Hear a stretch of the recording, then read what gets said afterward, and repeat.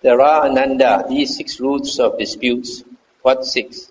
Here, Ananda, a monk is angry and revengeful. Such a monk dwells disrespectful and undeferential towards the teacher, that is the Buddha, towards the Dhamma and towards the Sangha, and he does not fulfill the training. A monk who dwells disrespectful and undeferential towards the teacher, towards the Dhamma and towards the Sangha, and who does not fulfill the training, creates a dispute in the Sangha, which would be for the harm and unhappiness of many, for the loss, harm and suffering of gods and humans. Now if you see any such root of dispute, either in yourselves or externally, you should strive to abandon that same evil root of dispute. And if you do not see any such root of dispute, either in yourselves or externally, you should practice in such a way that the same evil root of dispute does not erupt in the future.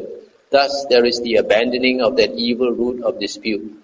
Thus there is the non-eruption of that evil root of dispute in the future. Again, a monk is contemptuous and domineering. A monk is contemptuous and domineering, or envious and avaricious, or deceitful and fraudulent, or has evil wishes and wrong view, or adheres to his own views, holds on to them tenaciously and relinquishes them with difficulty. Such a monk dwells disrespectful and undeferential towards the teacher, towards the Dhamma and towards the Sangha, and he does not fulfill the training. A monk who dwells disrespectful and undeferential towards the teacher, towards the Dhamma and towards the Sangha, and who does not fulfill the training, creates a dispute in the Sangha, which would be for the harm and unhappiness of many, for the loss, harm and suffering of gods and humans. Now if you see any such root of dispute, either in yourselves or externally, you should strive to abandon that same evil root of dispute. And if you do not see any such root of dispute, either in yourselves or externally, you should practice in such a way that that same evil root of dispute does not erupt in the future. Thus there is the abandoning of that evil root of dispute. Thus there is the non-eruption of that evil root of dispute in the future. These are the 6 roots of dispute. Stop here for a moment. So here the Buddha is saying that the cause of monks having disputes is due to a few types of monks. One is angry and revengeful type of monk. Another one is contemptuous and domineering. Another one is envious and avaricious. Another one is deceitful and fraudulent. Another one has evil wishes and wrong views. Another one adheres to his own views. So all these type of monks, they cause problem for the Sangha. If a person attains right view, then his ego reduces and he doesn't have these evil, the roots of dispute, these qualities, these evil qualities. So the Buddha is saying, if you see in yourself or in other monks such evil qualities, you should try to abandon.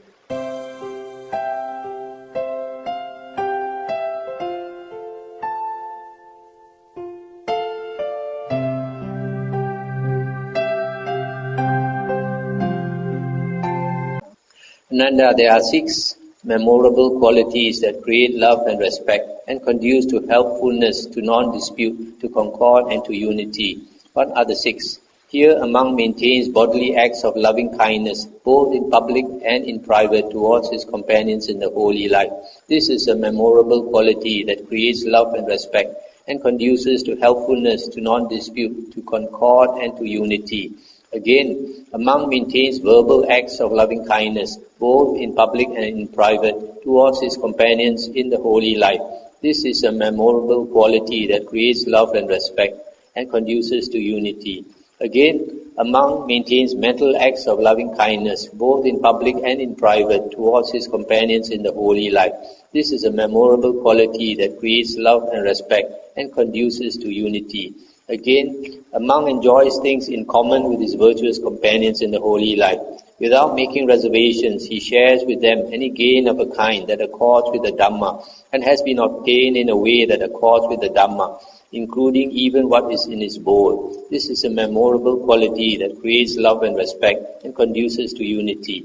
Again, a monk dwells both in public and in private, possessing in common with his companions in the holy life those virtues that are unbroken, untorn, unblotched, unmottled, liberating, commended by the wise, not misapprehended, and conducive to concentration. This too is a memorable quality that creates love and respect and conduces to unity. Again, a monk dwells both in public and in private, possessing in common with his companions in the holy life that view which is noble and emancipating, and leads the one who practices in accordance with it to the complete destruction of suffering. This too is a memorable quality that creates love and respect and conduces to helpfulness, to non-dispute, to concord, and to unity. These are the 6 memorable qualities that create love and respect and conduce to helpfulness, to non-dispute, to concord, and to unity. If, Ananda, you undertake and maintain these 6 memorable qualities, do you see any cause of speech, trivial or gross, that you could not endure? No, Venerable Sir. Therefore, Ananda, undertake and maintain these 6 memorable qualities that will lead to your welfare and happiness for a long time. That is what the Blessed One said. Remember, Ananda was satisfied and delighted in the Blessed One's words. That's the end of the sutta. So this last part is very important. In a monastery where a lot of people stay together, it is important to practice these 6 qualities. Metta, loving kindness, through the body, speech and mind, and then sharing anything you have with others, not to be selfish, not to be stingy. And then number 5, to have good sila. In a monastery which practices good sila, it can be seen that the monks they help each other, they cooperate with each other, they support each other and all that. But I've seen in town monasteries, city monasteries, where the monks don't keep good vinaya. Everyone looks after himself only, very selfish. And then sometimes when a monk is sick, nobody bothers with him. Old monks and all that. This is not what you see in a monastery which practices good vinaya. Because if a monk practices good vinaya, he acts in accordance with vinaya, not motivated by his own selfish motives. Also, this one. Right view, when a person understands the Dhamma and has right view, ardent right view, then the ego reduces a lot. So that also is very important for harmony. When your ego goes down, your anger also goes down. So it's very helpful for harmony and concord. So these 2 things, right view and having good sila, is very important. So these 6 qualities, when people stay together, especially in a monastery, we come from different backgrounds, it is important to practice them.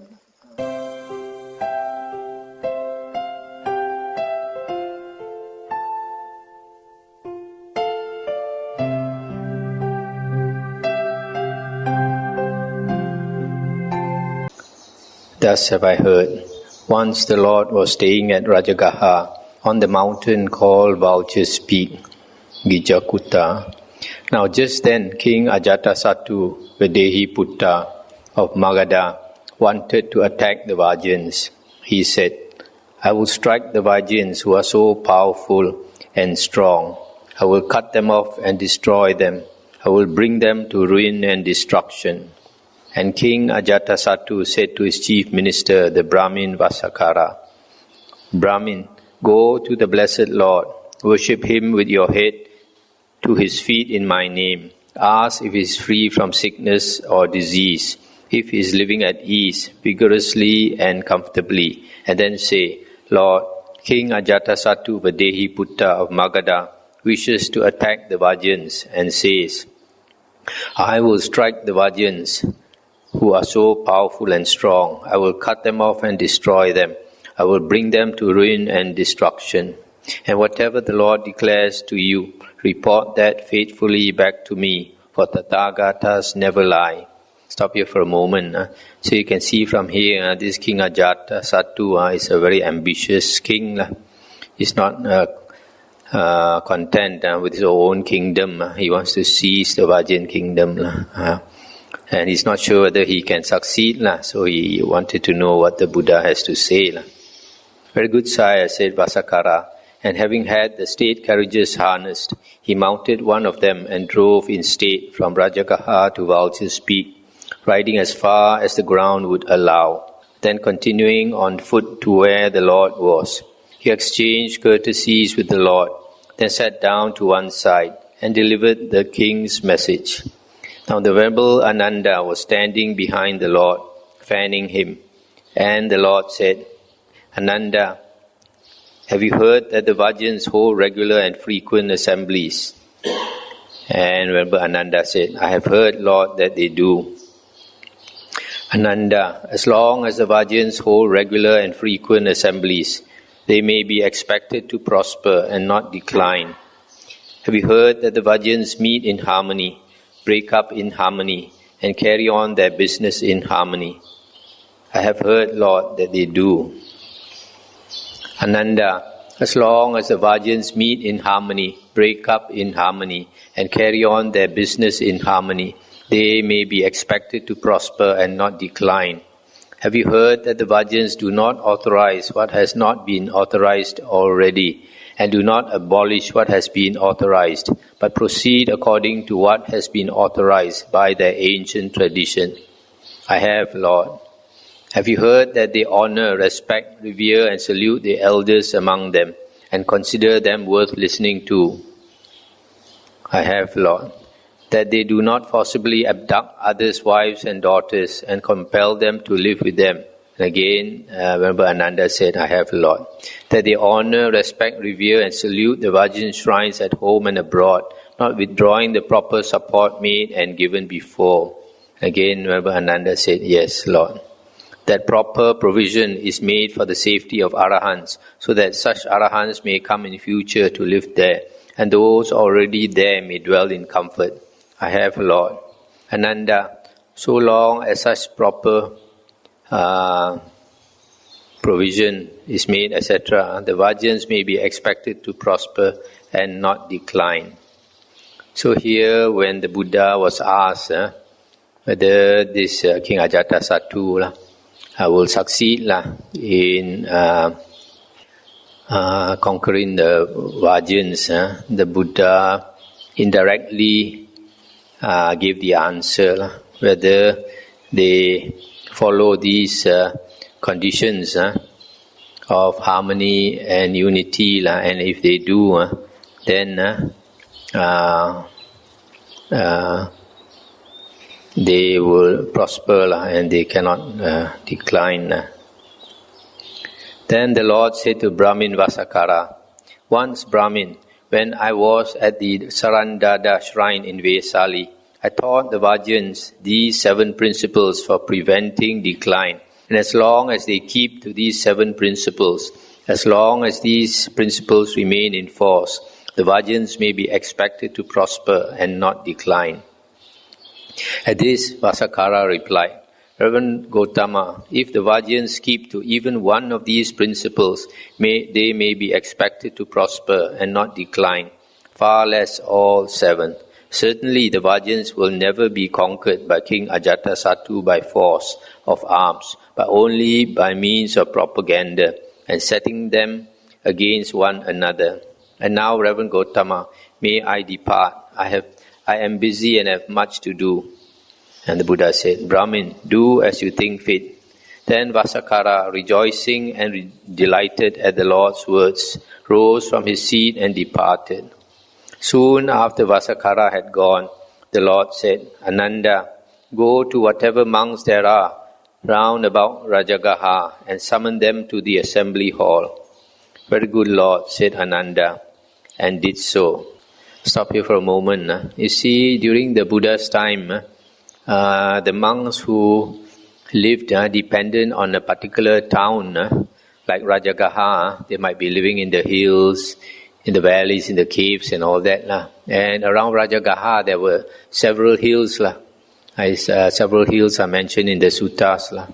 So in the Vinaya, if they all come to Rajagaha for their alms round, they are considered one Sangha. So the Sima is the boundary around that area where all the monks constitute one Sangha. So that is the real meaning of Sima, the boundary. But later monks, they want to exclude other monks. They start to shrink the Sima. Shrink until now they talk about Sima Hall. But in fact there's no such thing as Sima Hall during the Buddha's time. During the Buddha's time, what is considered Sima Hall now was called Uposatagara. That means the hall where people do the Uposatha, chant the precepts and carry out ordination and all that. So the real name is Uposatagara. Nowadays people keep talking about Sima Hall, Sima Hall. It's a wrong term to use. So that's the meaning of Sima. Very good Lord, said Ananda, and did so. Then he came to the Lord, saluted him, stood to one side and said, Lord, the Sangha of monks is assembled. Now is the time for the Lord to do as he sees fit. Then the Lord rose from his seat, went to the assembly hall, sat down on the prepared seat and said, Monks, I will teach you 7 things that are conducive to welfare. Listen, pay careful attention, and I will speak. Yes, Lord, said the monks. And the Lord said, as long as the monks hold regular and frequent assemblies, they may be expected to prosper and not decline. As long as they meet in harmony, break up in harmony, and carry on their business in harmony, they may be expected to prosper and not decline.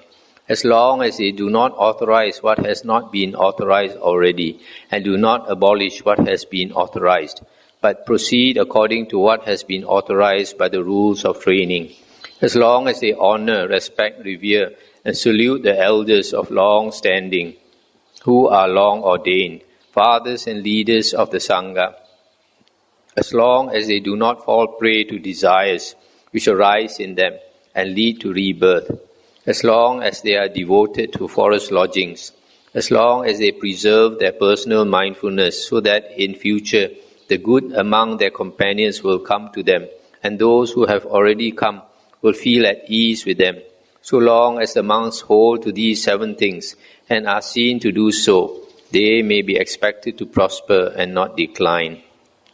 Stop here for a moment. So just now earlier we heard about the 7 conditions for a particular community of people, a certain race, a certain country. If they practice those 7 conditions, they will prosper. Nobody can conquer them. Now the Buddha modifies the 7 conditions for the Sangha of monks and enumerates these 7 conditions. These 7 conditions are very important. If any group of people they want to prosper and not have this downfall or be conquered by others, then they should practice these 7 conditions.